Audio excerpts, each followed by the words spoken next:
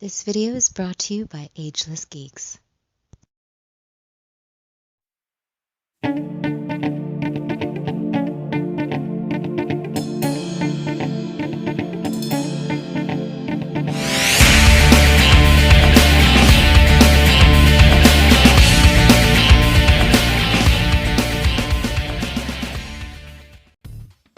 Cowabunga, dudes and dudettes. This is Anthony, aka Batbalm82, and today I'll be doing a review of the Mezco 112 Collective Previews Exclusive Ascending Knight Batman. Now, taking a look at the front, we can see that the figure is showcased in your standard Previews tin, done in a gray and blue motif. Turning the box around, we can see an image of the figure surrounded by his multiple accessories and interchangeable parts. So with the box out of the way, let's crack this figure open and see what we have inside. And here's Batman out of the box. And man, yet another really cool figure from Mezco. Now, I'll admit, this is the one that I was probably the least excited about from the Ascending Knight series, just because I'm not a giant fan of the blue and gray suit. But overall, this really does stand out amongst the other ones, and this is a great figure nonetheless. The blue is surprisingly vibrant under the right light and just looks really cool. Amazing accessories, awesome articulation, and overall just a kick-ass figure. But before we take a closer look at the figure, let's take a look at the accessories. So Previews Batman does come with a ton of accessories. Starting off, he comes with 2 interchangeable head sculpts, his Grapple Gun, 3 types of hooks, a heavy assault bat brick, a wrist crossbow, 7 interchangeable hands, and 10 silver batarangs. And lastly, he also comes with a circular base stand with a Batman logo printed atop. He also comes with a clear articulated arm that articulates at 4 points with the clip. He also comes with an attachment with 5 bendable wires for posing around the cape. So with the accessories out of the way, let's take a closer look at PX Batman. Alright guys, now let's take a closer look at the PX Batman figure from Mezco. Now, I'm pretty sure this is the last figure in this particular wave of Ascending Knight Batmans.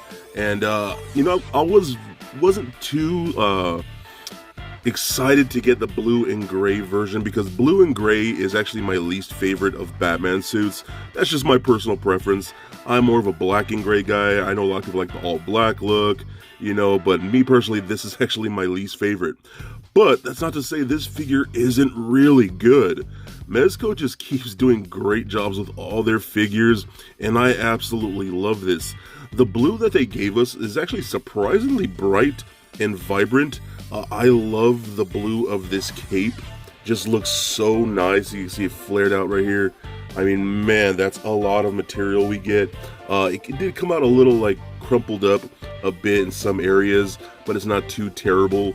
But again, the blues are just great. I love the sculpting work on the cowl piece right there on the sides with some extra paint. That looks great. But the whole figure itself is actually a lot more vibrant when compared to, let me see, right over here. Here it is. So at first I think we all thought this is pretty much going to be the same figure as the black and gray, but the actual gray in the suit is very different. You can see in the hues of the gray that this bluer version is a very lighter gray when compared to the black and gray version. So overall, the figure itself is much more brighter. Even the gold in the belt, this is more of a darker yellowish gold. This is more of a bright pure gold. I like this too. It really contrasts with the entire figure. Again, just being different from than your standard release of the Ascending Knight. So all very, very cool. I love the look of the actual spandex and whatnot, all the sculpting of the belt, the gloves, the boots, all looks great. I dig that a lot. So let's take a look at some of the accessories. So we get the standard stand that, again, I'm always a big advocate of. I love these Mezco stands. They're so great. This time we get into the blue with a black logo like that. We get your arm right here, which is standard. These posable wires, which I know a lot of people don't like. I personally don't mind. I don't really use them that much with a lot of my figures, but they're whatever. Again, I'm not a big fan of wired capes. I prefer to just be hanging cloth like that. Again, that's just my personal preference. Going along with like the brighter theme of this the particular figure, even his weapons, like we get the bat brick. This is done in more of a brighter silver and things like that. We even get his grapple gun. So this is the one for the previews figure. And this is the one that came with a standard release. So if you can kind of see, I'll try to show this as best as I can. There actually is brighter, more silver detailing in this, where this is just mostly black and like gunmetal. You can even see like the butt of the gun like that. There's actually a silver tip on the back of that gun and whatnot. So, and there's even some like studs in the handles right there, where you can see where the preview ones has more silver to make it more bright. Same thing with the little batteries. Again, we do get 10 of these. These are done in actual silver too, which the other ones are both all in black. So again, makes it more brighter and more vibrant. Same thing with this Grapple Gun. I believe this is pretty much about the same. I believe that's a little more silver and whatnot, with that little, what was it, like a wrist dart thing, whatnot. We do get multiple hooks, one without the string and one with the string for the Grapple Gun, which is all very, very cool. Then we do get an interchangeable hands. You can see I do have hands right here on this one. They do come off under standard Mezco pegs, which I do like because the hands themselves are a little more pliable plastic, so they do adhere to that peg very, very nicely. I did notice a little fin right here. I accidentally moved my hand across it too hard, and I feel it's going to break off, so I can kind of see a little bit of stress wear in the plastic right there, so just be careful with that. That could be an issue. We do get a Grapple holster right here in the back, just like that, on the belt, which is always very awesome. He can hold this hand. You can put multiple batarangs in that hand like that. You can stick it between the fingers, right there between the thumbs, so that's very cool.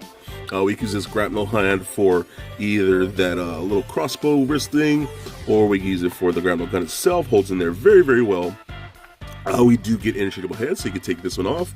And just like the other versions of this figure, we do get the unmasked Bruce Wayne head like that. So I think that actually looks really cool in the blue and gray suit.